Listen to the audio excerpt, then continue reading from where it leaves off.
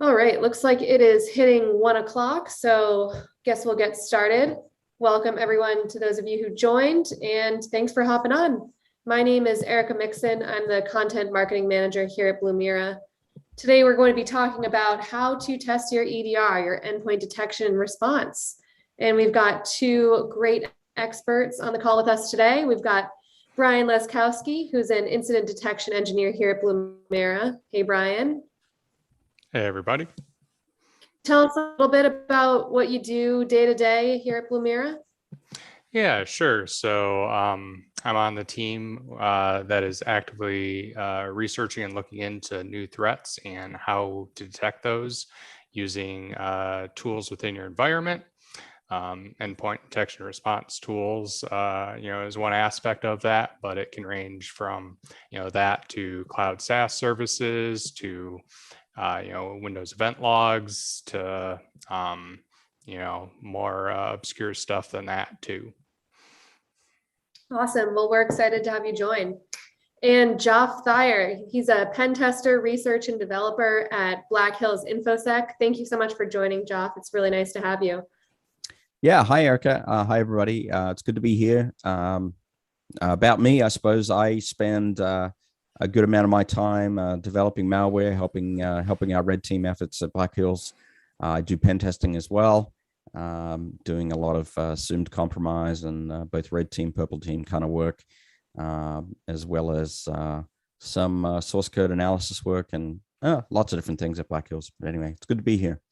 Awesome. We're excited to have you. And, you are actively developing malware for Black Hills. That's a part of your job to evade EDR tools. So I think that your insight is going to be really valuable in this discussion, and we're so thrilled to have you on. So thank you so much. Absolutely.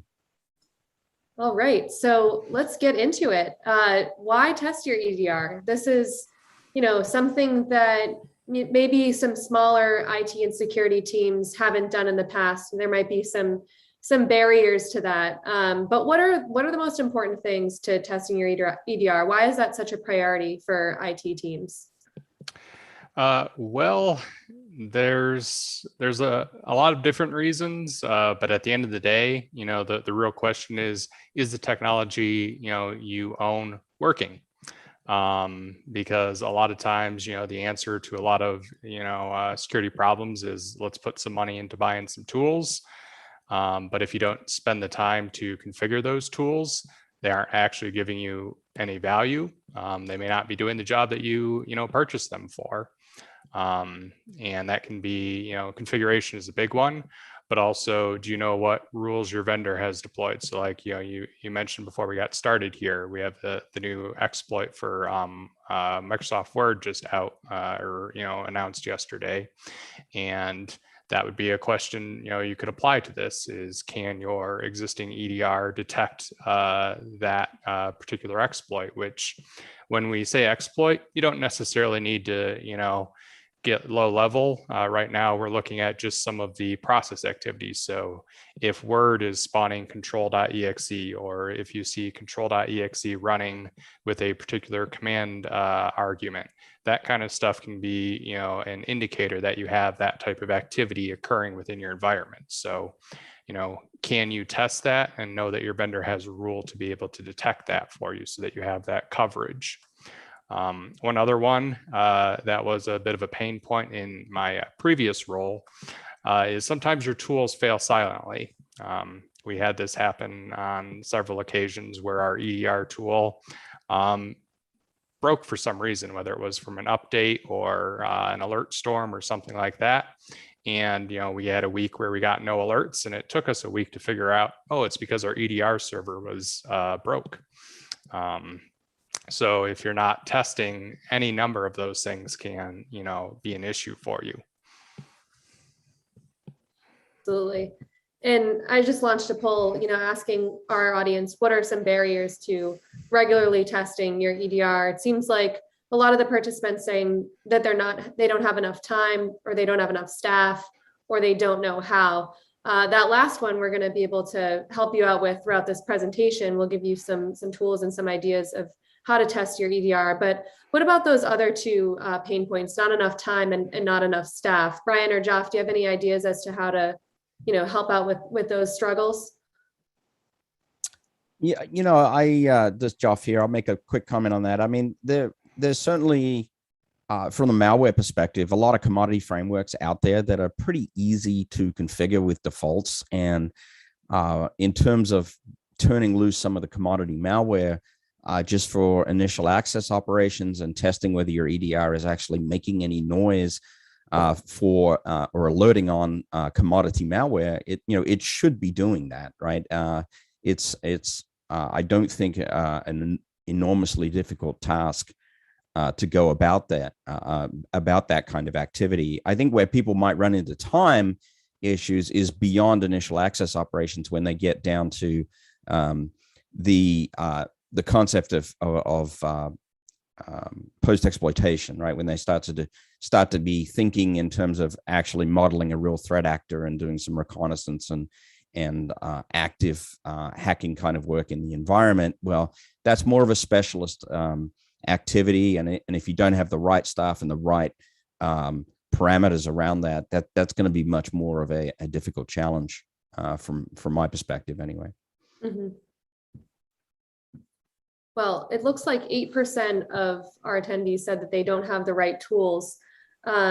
We will go over some tools that you can have a DIY setup that we'll talk about in this next slide. So Brian, do you want to go over some of the options for what tools you can use to test your EDR? Sure. And besides tools here, we're also kind of looking at some of the different methodologies. So if time or staff are issues, a couple of those first categories are things that can help with that. So, one of Joff's, jobs is that first category there, those red team or purple team type engagements where, if you don't have the on-hand staff or expertise to do that, but you do have budget, that's key point, budget, you can, bring in external partners to, enhance your capability to make sure that you have those types of coverage. Obviously with that though, you may not have enough budget to have them in, weekly to do that kind of stuff. So it's more a point in time exercise often. But besides that, there's also tools out there now where you can purchase a product that essentially automates attack simulation. Some good points about that is that, you could literally schedule it to run every single day. And if you don't see the alert, go figure out why it didn't alert. Did my tool break? Was there a change in the vendor rule? That sort of stuff. So from making sure stuff is functioning, that's a pretty good option. But it does come with the downside that it's only going to test what's in that playbook, right? So if there's a new attack out and your vendor, that simulation product isn't, updating, or you aren't spending the time to, put in new playbooks, or you don't have the knowledge or expertise to even know what playbooks you should be running, like those are all going to be barriers, where that product might not be the right fit for you. And if you don't have money, but you got some time, that last option that we're here to talk, through a bit more today is, there's a lot of open source products out there or frameworks out there that you can use to run your own tests. Joff, I'd be good to hear your thoughts on, some of these categories here. Yeah, for sure. So, I mean, all of these have, their pros and cons.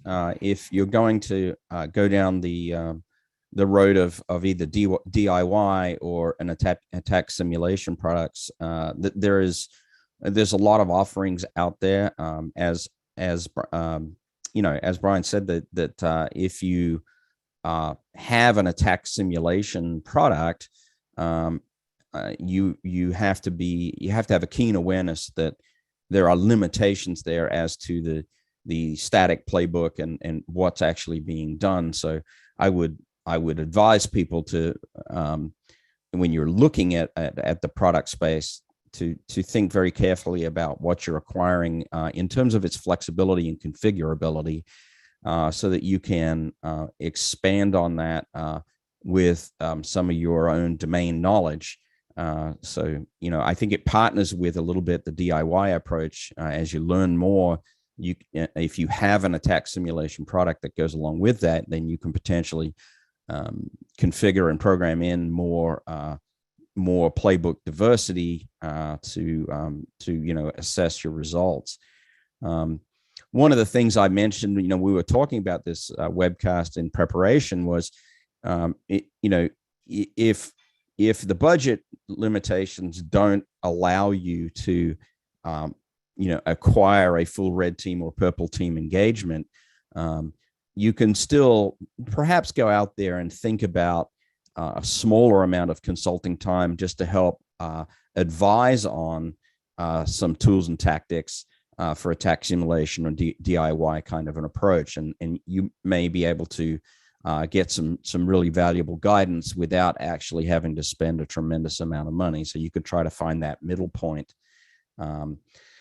Without a doubt, I will tell you, just to put in a quick plug for Black Hills, we do a lot of assumed compromise, and you could call them purple team style engagements, where we have we get a pretty good amount of coverage. We get a pretty good sense of how EDR's response measures up with the various tactics that we throw at organizations. And I do think that is certainly, if you have the budget, one of the best approaches, even if you're only able to do that on an annual basis, or even biannual. It can be very valuable if you have an experienced penetration testing firm working with you. Now, I know as we were doing some of that prep work there, one of the things that we kind of went back and forth a bit on is what makes a red team or purple team type engagement different from, say, your yearly PCI penetration test. Because I think a lot of people may be familiar with their PCI test, but that isn't necessarily the thing that we're talking about when we're talking about this purple team engagement here, right? Yeah, that's correct. I mean, when you're looking at a purple team engagement and you're considering scoping that out with a company, you need to talk with them carefully about what they have on offer, what they're actually going to do, how they're going to interact with your environment. I will tell you, in our case, it's very common for us to lay out an assumed compromise style engagement, and I prefer to call them assumed compromise, where we just ask a customer out there to give us a position in their network in the form of access to a regular employee desktop as a starting point, and then have people set specific goals for us to say, okay, well, this kind of data asset's really important to us, or this particular server infrastructure is really important to us. That's a nice sort of target set. That's a goal. I want you to attempt to achieve escalation, attempt to achieve some lateral movement, and demonstrate that you have access to these kinds of assets. And that, I would look at that as a purple team style or assumed compromise style engagement, where you're talking very openly with the customer that is receiving those services, and really comparing notes, right? You are being very transparent, and you are that at the whole time, right in this context, talking about the responses of your instrumentation, EDR and otherwise, as you proceed through that engagement. And that there's a tremendous amount of value there. What are some of the most surprising things that you've found through a pen test that you were able to get access to, that you were like, wow, I should definitely not have access to this? So, surprisingly, it is the silly, stupid errors on behalf of a minority of people that really cause a lot of coverage weakness or holes in the insecurity of an environment. A classic example would be, database credentials left in a script on an open share somewhere. And the evolution of that is privilege escalation in the environment, leading to full domain compromise, for example, right? Mm-hmm. Things like that occur, or people leaving spreadsheets with, ESX server credentials on them in a place they can be found and viewed. It is more often, frankly, that misconfiguration and user behavior contribute to environmental compromise than it is pure software vulnerability. I mean, it just really is. So. And I think those examples right there are part of what that, that pro of that mirroring a, in real life type intrusion you get from that purple team type engagement, because exactly your static playbook is not going to find that kind of stuff. You might be able to do some hunting in the environment and find it yourself, but if you're already stretched for time, you might not have time to do that. So bringing in an outside resource to, augment is really helpful in pointing out some of those things that you wouldn't find otherwise. I think what's also important to point out in terms of initial access operations, there is, and people should not be under any illusions that EDRs are perfect. I mean, I want to point this out. There's always a way to write some targeted malware that will bypass your EDR, no matter how good the software solution is. And so,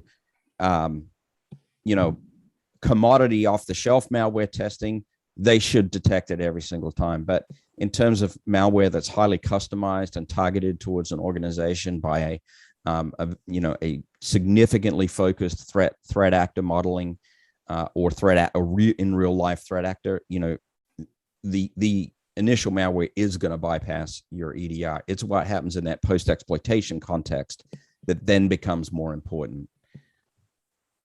So with this DIY approach, does it vary at all depending on which endpoint tool you have, or is this kind of across any standard EDR solution? Yeah, I wouldn't say it's specific to any one, but I would say yes, that assumed compromise approach should be applied whether you're bringing in an external team or doing it yourself. And so going alongside this, we have a blog write-up where I wrote out, a way that you can perform a DIY, and it's that very much that same style of, even if your EDR or your AV, picks up, this activity on that first, run, go to those next steps, because that's going to be the real key thing to, show that if you do, have an actual attack occur, can you detect those next steps? And real quick, kind of touching on some of these DIY, options here. So I know both myself and Joff are huge fans of Atomic Red Team, which is put together by Red Canary. It's mapped to the MITRE attack framework. So that's a wide-ranging taxonomy to kind of break down different parts of an attack chain and give you the ability to apply certain techniques that, as you would see them in the wild. It's available on GitHub and has, the capability for you to, just copy and paste commands as simply as that. Or there's a few tools that integrate with it, like Invoke Atomic Red Team, where you can run some PowerShell scripts to, run it in a more automated fashion.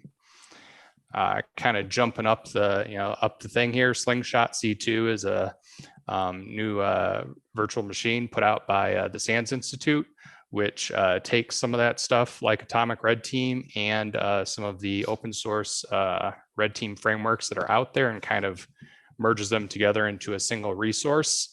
And one of the things that kind of makes it pretty neat is it also uses a tool called Vector, where you can give yourself a bunch of graphics showing your attack coverage after you've executed tests. So it's a real nice platform to do that.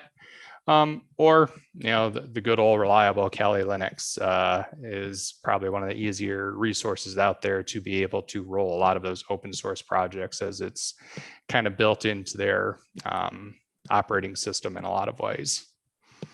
And these are all free tools, correct, Brian?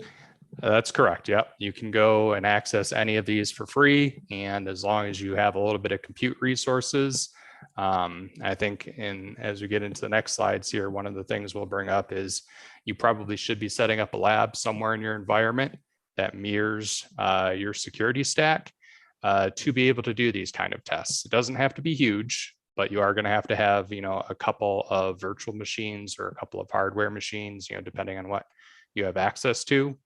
And ideally, you at minimum, you want roughly a 3-host setup, some sort of a, simulated attack host, an endpoint and a server. And, that can help you perform, that staged intrusion. So not just we've executed on a single endpoint, but allow you to test some more of those. Well, what happens if they move laterally?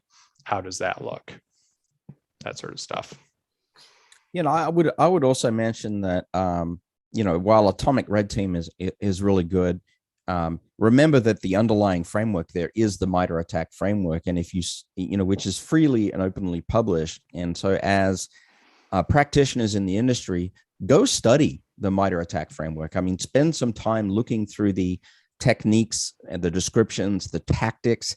And this is for both the offensive side of the industry as well as the defensive. I mean, I've studied it from the perspective of, am I missing some coverage in terms of the testing that I perform, and can I widen out my coverage to cover more of the matrix? This is good stuff. I mean, I can't say enough how MITRE has done just such a great job detailing out that matrix, especially in the Windows Enterprise space. Of course, that is still the largest attack surface that's out there. And then, as we're saying here, doing some emulation of some of these things with a lab setup is critically important. I mean, it's sort of a trust but verify thing. I mean, stand some stuff up, run some payloads, on lab resources that you're owning and controlling, and look at the responses of some of your tools and what's going on. And do it with a little bit of diversity as well. I mean, if you use things like MSF Venom here, for example, Shikata Ganai encoders or other encoders, make sure you jump on diversity of the types of payloads that you're running. I mean, go as far as running Visual Basic scripts, PowerShell payloads, do some executable payloads, some DLL payloads, very staged versus stageless, switch into using some 64-bit instead of 32-bit payloads. I mean, really try to think in terms of diversity of those entities that you're generating. And the same goes for the post-exploitation tactics. Do the reconnaissance work with some PowerShell, then do it again with a .NET assembly. I mean, spend time looking at diverse ways to actually execute the tactic to see what your tools come back with. And with that in mind, because I would agree the MITRE ATT&CK framework is like the most amazing translation layer between red team and blue team that I think there is out there, to show, what's the underlying, how does this all work? If I say I want to detect access, here's a list of 30 ways that you can do that, right? And one of the things that I know I use with that is that same idea here is, okay, so I go into Atomic Red Team and I see these discovery tasks. Well, how does that look, if I use them in conjunction with, my Metasploit payload? Like, how does that differ? Like, do we have different parent-child relationships, and can we, look at that for a particular detection path, as opposed to if, I execute it through a different framework, right? Like Atomic Red Team, it's always going to be PowerShell if I'm using invoke Atomic Red Team. But if I'm not using PowerShell, how does that look, right? So I could still execute the same commands, but if it's coming from an executable that isn't PowerShell, maybe that's a detection opportunity that I'm going to be looking for, to look for what's, not normal in my environment. Yeah, exactly. Yeah. And, even you can take that even further. One of the things I like to do a lot in our engagements, and you could do this too in your lab, is don't always execute the discovery or enumeration technique. If you're in that post-exploitation context, don't always execute that directly on the endpoint. Think about scenarios where you're proxying the traffic through the endpoint and executing some sort of discovery task whereby the endpoint is really just transmitting the traffic and it's not running the actual application code to perform that enumeration task, right? So think about, your EDR and beyond that, like your detection layers that have to really look at things much more comprehensively in depth. And it's getting slightly out of scope there, but you need to be thinking around the problem. Think about things in terms of detecting the tactic, right? That's really where you got to go with that. But there's a whole nother discussion there, so I don't want to go too far. All right, let's move forward here. Yeah, we appreciate the insight though. That's really helpful, Joff. So Brian, can you tell me a little bit about, you've broken this down into phase 1 and phase 2. Let's talk a little bit about what those phases mean exactly. Why is it broken down like that? Sure. So this is getting into, kind of moving from an initial access to a post-exploitation kind of mindset.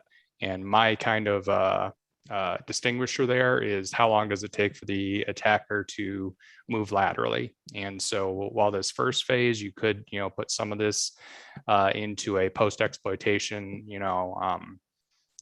bucket. For me, when I look at an actual, attack chain, there's steps that occur, and there's always like one key point, which is when is that first lateral movement occur? Because you end up seeing a cyclical cycle as a threat actor goes from that first initial access stage, their final actions on objectives. And one of the best places to detect them is that discovery phase. And it's a phase that will occur on their initial access endpoint, but will also reoccur multiple times throughout the each time they move laterally to a new host. So in this first phase, we're kind of looking at what's some of that stuff they have to do on that first host before they start moving laterally. And then that phase 2 is getting into, you redo some of these tasks again, and then, simulating some more of those final, objectives or actions that might occur. Joff, when you're developing malware that you're trying to have, trying to evade EDR tools, is it moving in that cyclical direction that Brian was alluding to? Is that something that you find is a pattern in that malware that you develop? Well, so not necessarily directly in the malware, right? It's more than likely that I will succeed in developing malware to evade detection on initial access and that initial execution, right? That's going to happen. It's that I would double down with what Brian said about discovery, right? When you get to discovery as an attacker, you're going to make the most noise, right? When you're enumerating users in the environment, when you're enumerating key groups in the environment, if you perform something such as a password spray in the environment to try to discover credentials, you are definitely going to create log entries and information in that environment as to potential, with potential detectability. Now, these are post-exploitation activities on the initial point of access. The real question comes down to, is your EDR capable of detecting some of that activity as it's occurring? I think the thing is that the answer to that question should be usually yes, right?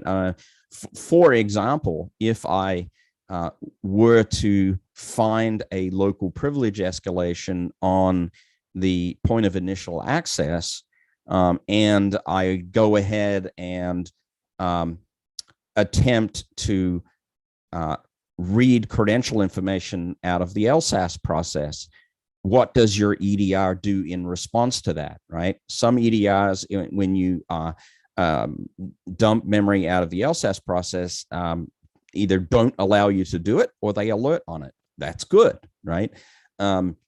Those kinds of things, need coverage so that when those post-exploitation activities are starting to occur on that initial access, that you have a chance of stopping that attacker during that dwell time.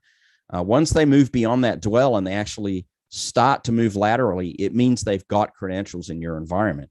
And if that's the case, then you very quickly move out into a space where you've got multiple compromised endpoints, and things are much more difficult. Yeah, and I think that brings us nicely into the first test that we can talk about of initial access. So Brian, can you give us some tips as to how to test this in an EDR solution?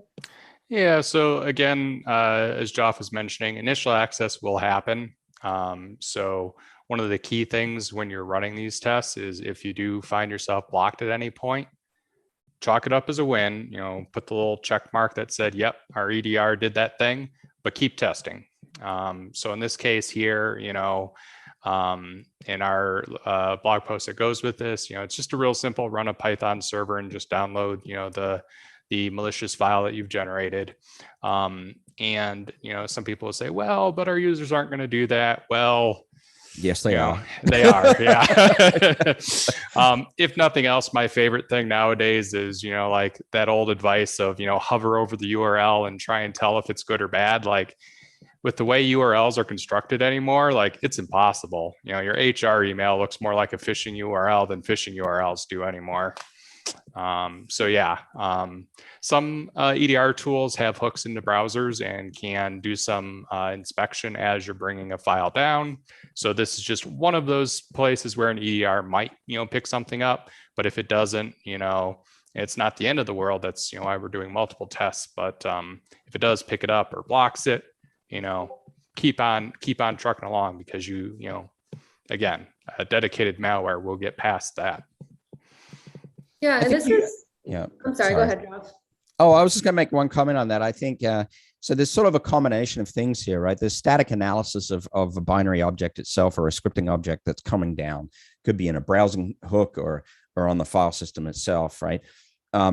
Common commodity malware, the static analysis phase should kill it immediately, right? It should say, okay, yeah, this has a Meterpreter reverse TCP shellcode in it, or this has a Cobalt Strike shellcode in it. That should die immediately. The more targeted malware is going to obfuscate the payload to a point where that static analysis phase is not going to succeed. Then you move into that behavioral kind of space where the EDR has to detect that you used a specific kernel 32 or NTDLL call to actually inject a process or something like that.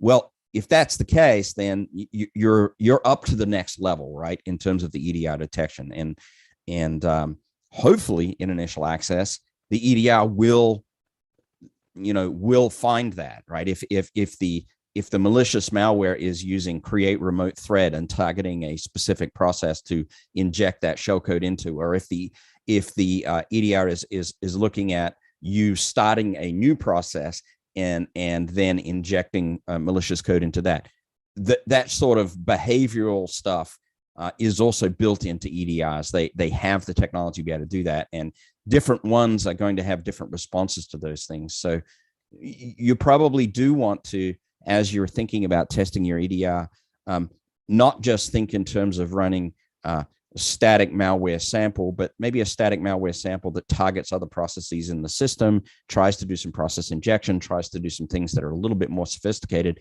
to see how the EDR responds. Yeah, that's good advice. And generally, when do you think that people should be performing these tests? Should it be in the trial phase of when they're starting, and they're trying to look for a new EDR solution? Is it when they've already implemented it? And if so, how regularly should they be doing that? Both. Yeah, but I was going to say both too.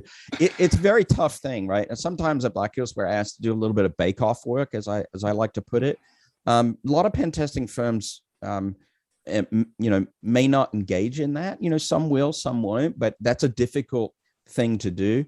But if you're doing it yourself, you should certainly try, right? You should have the product in-house for a while, or products plural, and maybe develop yourself a little bit of a playbook for testing malware and just see what the responses are, as well as doing all the reading you can, looking for all the recommendations you can. There's a fair amount of stuff you can do. You can also get lost for a year doing it. So you've got to find your, nice balance point, which you feel comfortable. So that, it's a tough question. I know that a lot of on the offensive side, and a lot of us are not necessarily in the business of recommending one specific product over the other.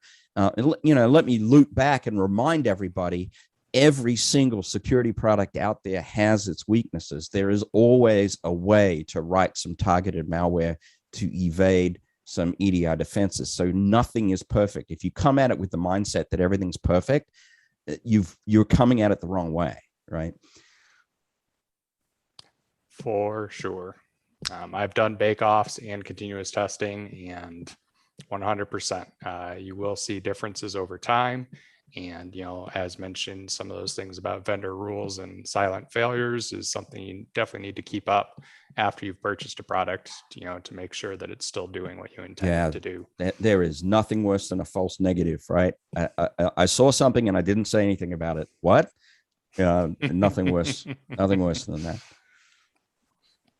So let's talk a little bit about user execution. I forget whether it's Joff or Brian, but one of you were like, your users are going to click on things. Tell us a little bit about that and how you can test whether an EDR will pick up on that sort of behavior. Sure. So again, here we're assuming at this point AV doesn't know the file, it hasn't seen it before, so it's not detecting anything. No matter what the file is, same thing. Users are going to click it. Some of the most effective malware from initial access brokers recently have been zipped up JavaScript and VBE files, which, like, the way that they show for a user, you wouldn't think the user would click them. The users click them. And so, you're looking for your EDR to, be able to detect on that activity. Like if Pam in accounting, is running, JavaScript file, that was zipped from her email, that's something that I would expect to see an alert on. Maybe if it's a developer, you might have to do some tuning because they might be downloading projects from GitHub and then, running some of that stuff in their, test, setup. But that's some of that activity where, you should be seeing or, attempting to get coverage over. Right, like some of the vulnerability that we were just talking about earlier today, the way that that's deployed is through a Word Office document, right? So will most EDR tools pick up on that sort of thing? So they should. This is not just about the EDR tool. So, a lot of it's going to be environmental configuration. More sophisticated environments will reduce the attack surface as much as they can by deploying things like very targeted group policies or application whitelisting, those sorts of things. The people that are in sort of the small medium space, well, then they're not going to probably have the resources and ability to do that, and so they're going to have a more wide open attack surface. So the user execution of any of these malware. The malware things that are out there, malware things, that's a very sophisticated term. Anyway, is going to depend, success is going to depend a lot on the sophistication of the environment as well before it even hits the EDR. Mm-hmm. I would say defense in depth matters a lot here, right? A well-configured environment in terms of reducing its attack surface, doing things like, deploying, restricted mode for PowerShell, deploying properly configured PowerShell script block logging, module logging, doing things like restricting applications that can run in the environment goes a long way towards remediating the user execution piece before the EDR even has to step in, right? Having said that, people are naturally curious, as the slide says. They'll probably want to click things. The bait is usually very attractive in a highly targeted campaign, and something will slip through eventually, and that's when you really want to see some eventing there, EDR and otherwise. Mm-hmm. That's great advice. Thanks, Joff. So discovery is a pretty important step in the kill chain, right, Brian? Can you talk a little bit about why this is such an important phase to detect on? Yeah, I'd argue that it's, probably the most important from a detection opportunity standpoint, just because it has to be repeated multiple times throughout an intrusion. So it gives you the most chance to catch something. The key thing, though, when it comes to EDR and testing is you have to be able to filter out your normal administrative, activity versus a malicious attacker. So most of the attackers that I'm seeing out there, in real intrusions, they're either using built-in Microsoft utilities or administrative applications, things like AD find, from a third party resource, or from the built-in Microsoft stuff, things like just net groups, AD or NL test and system info and all those sorts of things that are just built into the Windows operating system. Yep. I totally agree with that, by the way. I think it's really important to have a handle on, a series of built-in invocations of things. I mean, if somebody, executes a net group domain, domain admin / domain, or a net group domain controller / domain, if somebody executes, a net accounts / domain command, those kinds of things are enumeration activities that are not normally performed by end users, right? You might see some system administration activity that is performed there, but they also represent a huge opportunity for detection. It's quite noisy to do these things, and it's fairly pointed and obvious what's being executed there when these living off the land tools are kind of used. And even more to the point, if somebody actively downloads and runs something from the sysinternal suite on an endpoint such as AD Explorer or ProcDump, that direct evidence of gathering of data, whether it's gathering credential data out of memory or whether it's gathering a snapshot of the Active Directory, a regular user should not be doing that, right? Yes. So those kinds of things are important for our tools and in terms of our instrumentation and tuning to detect. Look, I even got caught one time on an assumed compromise test when I executed a ping command of all things, and I sent one packet out to a public resource to see if I had connectivity, and I got busted.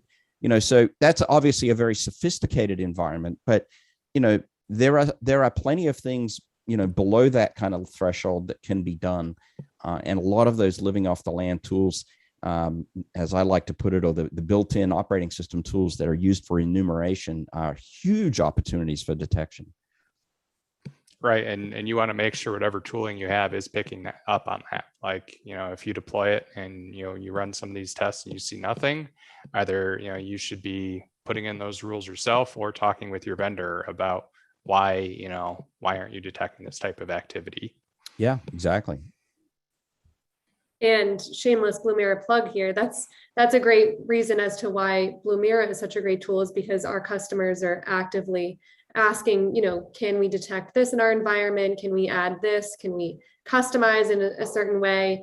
And our team is so responsive when it comes to creating new detections for our customers, which is something that I really enjoy about the product personally.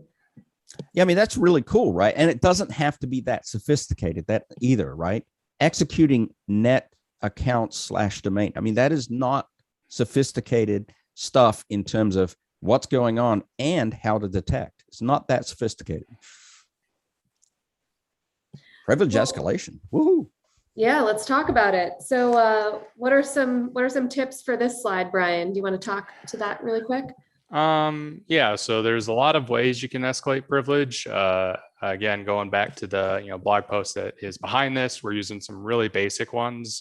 So again, if you have tuned your environment, you can shut off some of those capabilities. And probably one of the biggest ones is make sure your end users aren't administrators on the workstations. However, a lot of organizations, that's still the case. So most of these, privilege escalation things like the built-in, Git system, in the Metasploit framework still works. and we'll get you there. But we're still looking at that same thing. So now we're kind of taking that step up, besides, just static binary analysis or even, necessarily command line arguments or, command execution setups. We're starting to look to see, can the EDR detect some of that in memory stuff? So if you're doing things, a little bit up the chain here in terms of difficulty to detect, assuming that, it's not blocked in the first place, but theoretically you could also see that your endpoint detection software might block this activity too.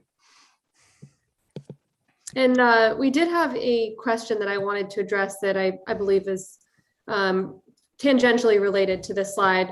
So one of our attendees, Vladimir, was asking, how can you find the real source of locked accounts? Do either one of you want to answer that? That one might be a little bit better to throw to our security operations team, because I think he's referring to one of our detections inside of Blumira itself, which isn't actually related to the activity that we're talking about here. Gotcha. Vladimir, you can feel free to fill out a contact form on our website and we'll get you to the right person. I apologize. I thought that was related to the EDR tests here that we're talking about today, but so we'll get in touch with the right person for you to answer that.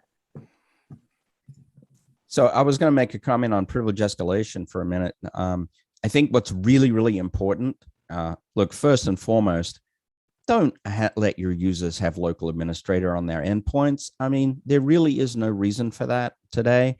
I know that sometimes can be a controversial statement for some people, but you're really just giving it away and making things very, very easy for potential threat actor by doing that. But then the second comment I want to make on privilege escalation is a lot of privilege escalation will occur out of poor configuration or misconfiguration of an environment, right? And there's a ton of techniques here, such as putting, having a writable file that the system boot up executes and putting in some malware into that gets privilege escalation, having things like spaces and service paths, having service directories that are writable, those sorts of things, leaving credentials in the sysprep directory in the Windows space. There's a lot of things that you can do from a baselining perspective in your organization to clean up potential vectors for local privilege escalation. And then, beyond that, we get into the more domain-wide privilege escalation. And, really the two biggest vectors in domain-wide privilege escalation are password guessing / password spraying attacks, and that Kerberoasting technique that a lot of folks use in penetration testing. And you can remediate for that reasonably easy. One really simple idea: put out some honey tokens or honey credentials into your environment. If somebody ever attempts to guess a password on a honey credential, then set some alerting up on it, right? That's an obvious password guessing attack that's occurring, for example, right? So, you want to look from your EDR perspective if it has the ability to set a threshold of password account guessing, and if it does, alert on that, that would be fantastic. If the EDR has the ability to alert on the fact that one user just attempted to access every single Kerberos ticket in the environment, those kinds of things you need to look at. Yeah, that's great advice. And just want to point out, you mentioned honey tokens, and that's a great tactic, but I think a lot of organizations have smaller teams that may be a little bit intimidated by setting up a honeypot on their own. Just wanted to mention that with Blumira, we do offer virtual honeypots as a part of our service that you can deploy in literally one click. So that's a great tool if you feel like you're a little bit under-resourced and don't have the time or the staff to set up those honey tokens or honey pots. That's something that we do offer. All right. I think we're getting a little close to the time here, so I want to jump us ahead a little bit. We've already mentioned a bit about credential access with things like dumping LSAS, because I really wanted to touch on especially the first part of the phase 2 activity here, which is that lateral movement category, which, if you haven't detected stuff, up to this point, this is where if you're not detecting here, things are going to get a lot nastier for you if you have a real intrusion. And the key thing is when they move laterally, they're mostly going to be using things that are already built into the environment that, again, will normally be used. Things like SMB, file transfers, RDP, Windows remote management. These are the things that you'll see used again and again. Sometimes it's as simple as using those sysinternal tools. I'm blanking on the tool. Is it PSExec? PSExec is probably the one you're thinking of. Yeah, PSExec is used a ton when it comes to lateral movement, whether it be the actual sysinternals PSExec tool or most of the red team frameworks out there implement, a version of that into their tool set. So they're going to be using your, legitimate credentials to then, pivot throughout the environment. So being able to detect some of the ways that those tools do it is a huge thing I look for when it comes to, looking at an EDR tool.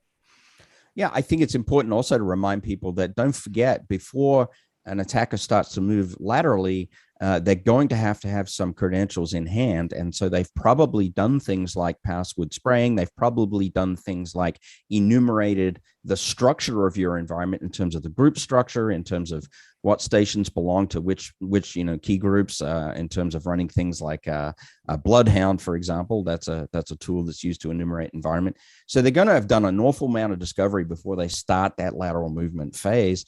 So that they have things in hand that enables them to intelligently move laterally to high value targets. Right? They will use protocols that are part of your environment, and that part is tough. Right? SMB protocol, RPC, DCOM, Windows remoting. One that we didn't mention, I think, Brian, is WMIC. Right? Mm-hmm. That's another one that's used a lot. So you will see that. One really cool tactical tip on PSExec is PSExec always creates a service on the target endpoint.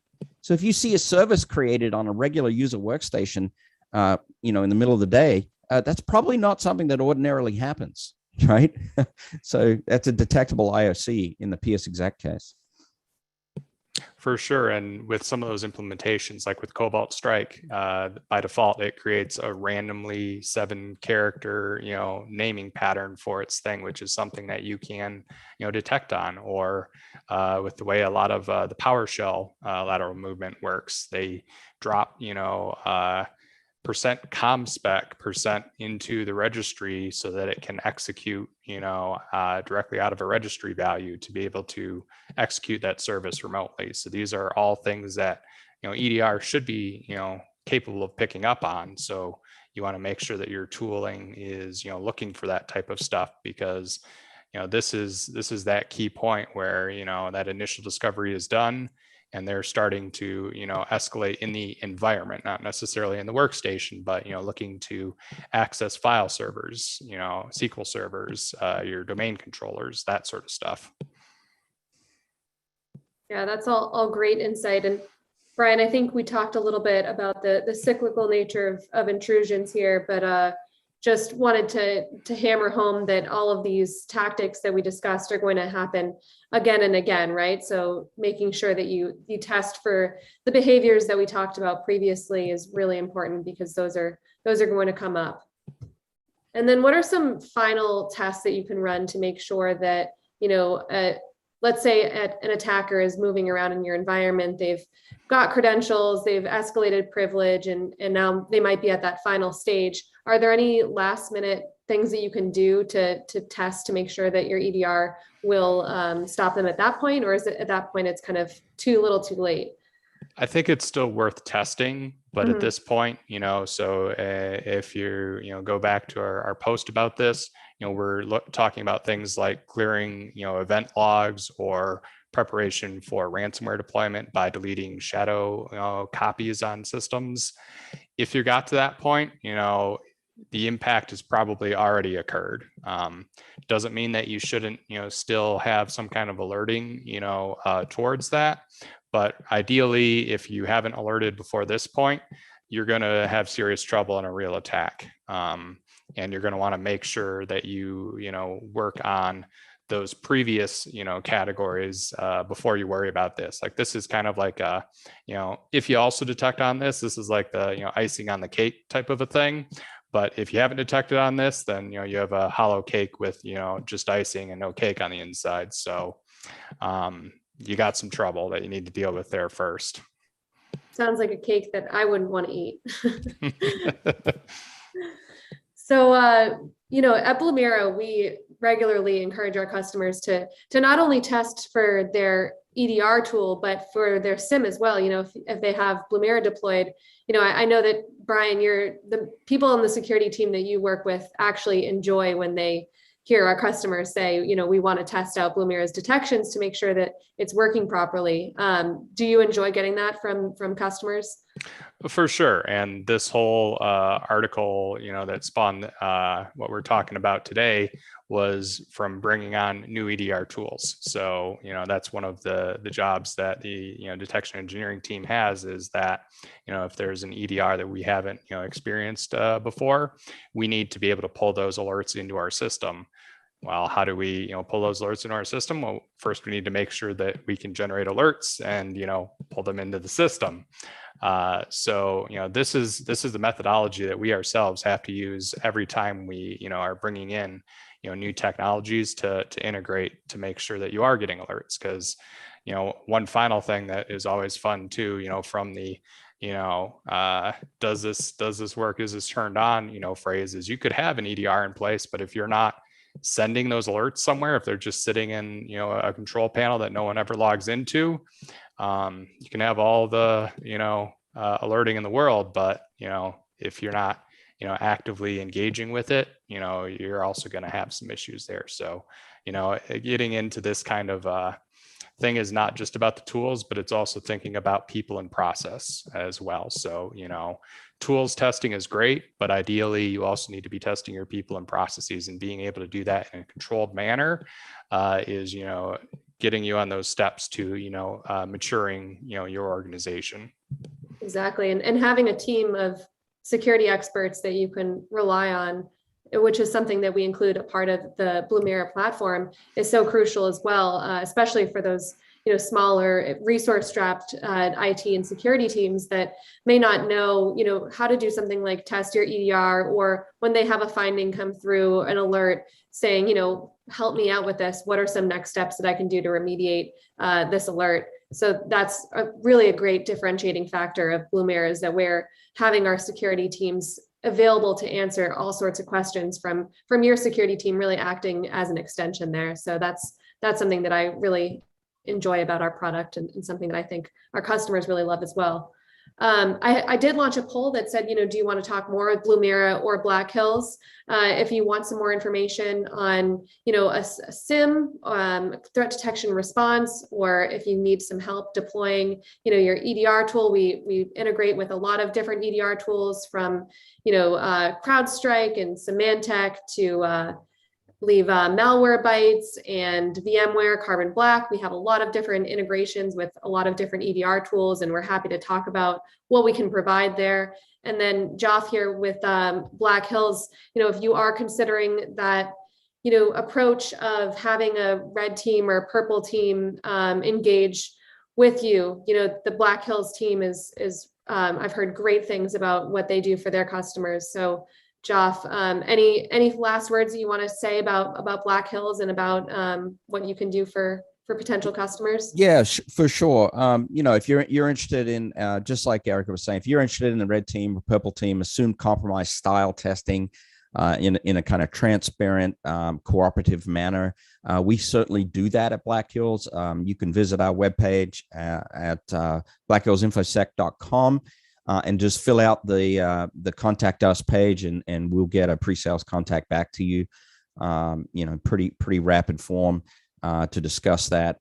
You know, we'd be happy to help if you think that would be helpful in your environment. It is certainly possible in a relatively short period of time. We're talking 5-6 days roughly to do some basic assumed compromise testing. So there's some things you can do there that can be very helpful. Excellent. Well, thank you so much. And Joff, thank you so much for joining us. It was a pleasure to meet with you and to hear some of your insight about how to test your EDR tool. I think you provided some great tips today that a lot of our attendees will be able to deploy in their environment. So thank you so much for joining us. And Brian, thank you again for joining us as well. And to our attendees, thanks again. We will be sending out a recording of this webinar, as well as the link to the article that Brian was talking about, which will go into even more detail on the process of testing your EDR tool. So stay tuned for that. And thank you so much for joining us today. All right, good deal.